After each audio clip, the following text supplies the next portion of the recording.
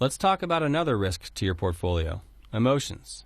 Euphoria, depression, elation from trusting your gut, regret after not acting on the great tip your friend gave you about what you should buy or sell. Investing can be an emotional roller coaster ride. Imagine, if you will, an uncertain future. China's economy seems to be slowing, the value of the yuan declines sharply, and oil prices fall from over $100 per barrel to $30 per barrel. The U.S. stock market has its worst 2-week start in over 100 years, and the Great Recession is fresh in your memory. What do? An average investor might be prone to making an emotional sell decision during such a period of uncertainty. A sell decision might be the right call if you have a system in place to also tell you when to buy back into the market. Investors tend to follow an emotional investing cycle where their optimism and excitement lead them to buy investments at highs, and their fear and panic push them to sell their investments at lows. These losses of opportunity lead to what is known as the investor gap, or the difference in performance between average investors and those that are using some form of help.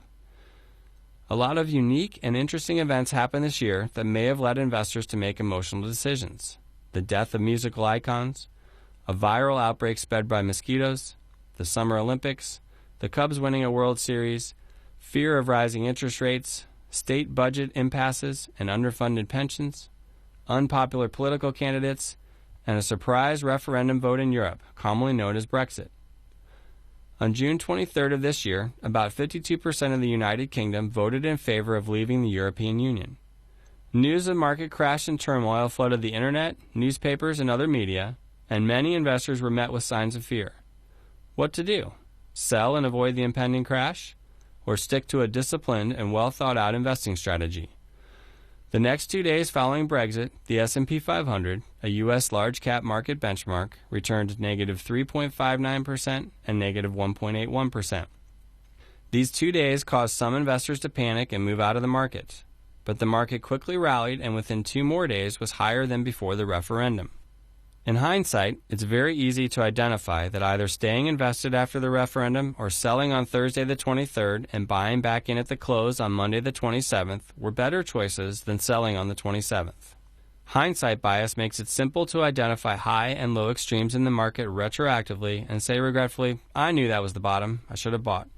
Or I could see the uncertainty in the market leading up to the referendum, I knew I should have sold.